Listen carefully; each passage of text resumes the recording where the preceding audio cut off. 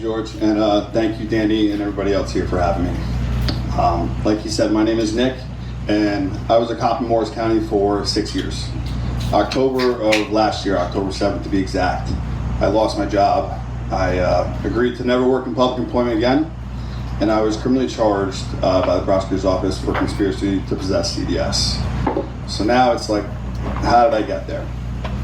For me, it wasn't really the drugs, even though they were involved. My big problem was drinking. In 2017, I started spending a lot of time alone.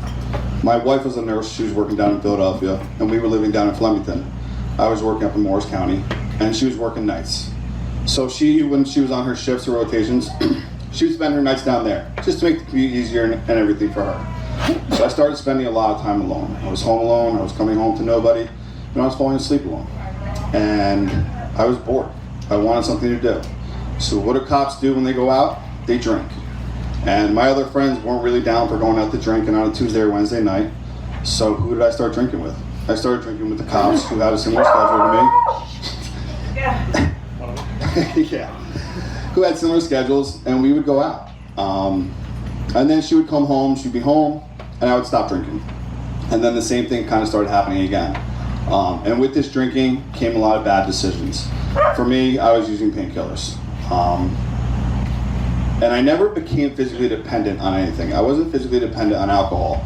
I wasn't physically dependent on painkillers, but they were there. And that's part of the reason why I never thought that what I was doing was an issue, is because I was always like, all right, I have this in control, you know? I'm not addicted. I go out, we drink, we do whatever, and then I can stop it, you know? But eventually it just kind of became like insanity. And this whole cycle happened for about 3 years until eventually it all caught up to me.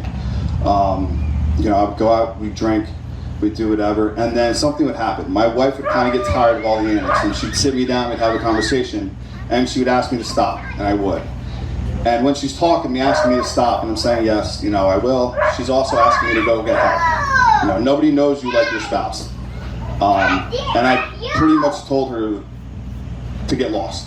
You know, she had even threatened me a couple times to leave me.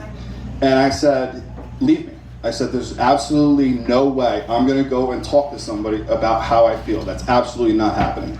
Because to me, back when I was going through everything, I had thought that the cops that were asking for help, that were reaching out, in my mind, I was so screwed up that I thought that those cops were soft.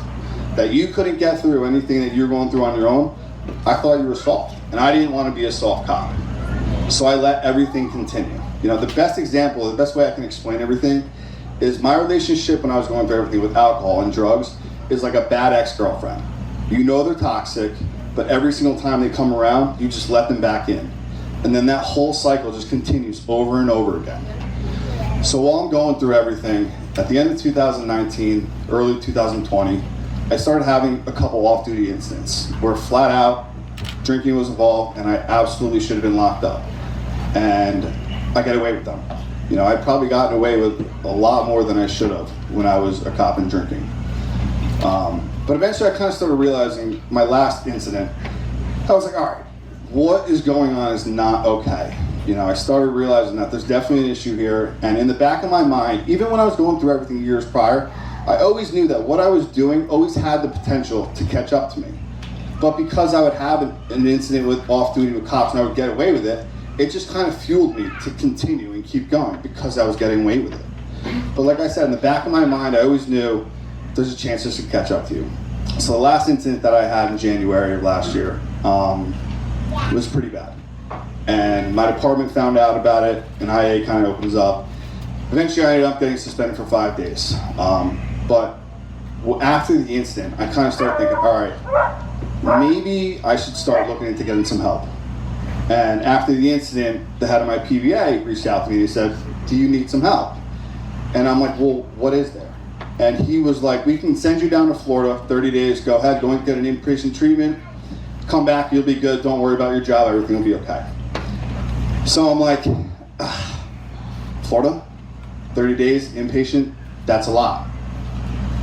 I wasn't ready to go ahead and do that. So I was kind of inquiring, is there anything else? Do you have anything else up here for me where I can kind of go somewhere on the down low and talk about what's going on with me?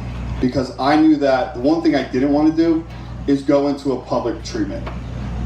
When I was working, I was a detective in warrants. So I was dealing with a lot of people who had drug problems, drug court. And a lot of the people are in treatment facilities up where I was living and working. So I knew that there was absolutely no way I would ever be able to go check myself into a public one and go ahead, and I was scared to death of seeing somebody that I had known, that I had arrested. Word would get out that I'm in there, what's gonna happen with work? So I just kind of let it be. I said, I'm not going to Florida, that's not happening. They didn't have any other options for me at the time, so I just let everything continue.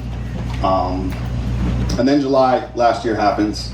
I get called into my admin's office and I get suspended. They take my gun, they take my badge. And I had just been suspended 2 weeks prior for the January incident. They took my gun then, they took my badge. So now I'm like, jeez, they know. I'm like, how much do they know though? You know, they just tell me I'm under investigation. So I'm sitting in limbo and I'm still drinking. Not so much drugging, because that's pretty much why I know I'm suspended, but I'm still drinking.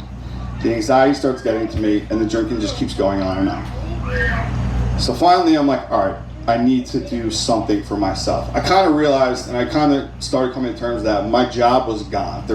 I kind of came to realize there was no way I was going to be out of this and keep my job. I was either losing it, not by choice, either getting charged like that happened, or they were going to tell me, you need to walk away. So I started reaching out, looking, getting help. So I started seeing a therapist in July, early August. And I didn't like her. I felt like she didn't really know what I was going through. I didn't click with her at all. So after my last session with her, a week goes by and I'm like, I still need help. I need to find more help. So I started doing some real research on trying to find somebody that I thought could help me. And I came across a therapist who specializes in first responder addiction trauma treatment. So I reach out to her, we start talking, and it changed my life. After the first session, I was like, this is exactly what I needed. How come I didn't know about her? She specializes in first responders. She works in the county over from me. How come this wasn't an option for me?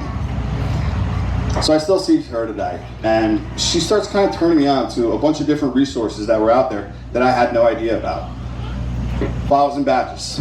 It's a group meeting for first responders, firefighters, cops who have alcohol addiction, and also Rest for Responders. These two groups changed my life. Rest for Responders I'm still very much involved in, and their whole objective is to help out cops like me. If you have a drinking problem, any type of addiction, mental health, they're there for you. You can reach out, no questions asked. They get offered the services that are there for them. Physical health, mental health, nutritionists, everything. And all this kind of stuff is exactly what I was looking for. And I just didn't know it was there. So I ended up losing my job. And honestly, I'm frustrated for obviously 100 different reasons. But the number one reason was, why didn't I know? You know, I was told there was one option for me when there were multiple options out there. How come I didn't know about this? So after I kind of deal with everything and come to terms that, you know, I kind of need to start living a new life, you know, work-wise, everything. And my wife was pregnant at the time. We had a baby boy coming on the way who was born in February, and he's awesome. I know that I need to kind of start spreading the word out there about what is going on and that there are options out there for people. Because like I said, it really frustrated me that I didn't know that there were multiple options. So this is what brings me here. You know, it's important for me to kind of spread the message that, number one, it's okay to ask for help. It doesn't make you soft, it doesn't make you weak. It makes you way stronger than anybody who is afraid to ask for help. It's okay. You know, and number two, there are options out there, you know, that are away from your PVA, away from your department, where you can go to, like Rest for Responders, like I said, and kind of do things on your own. And if you can't get help there, they can kind of refer you to other places to get the help that you need. And I met some great people there, Frank, Brad, who have helped me along the way more than they'll ever know. You know, so for me, like I said, it's important to spread the message. It's okay to ask for help. It doesn't make you soft, it makes you strong. And there are options out there. And one of the bigger lessons I learned is listen to the people that love you. Listen to your spouses, your wife, your husband, your kids. They know what's best for you. They know when something's wrong.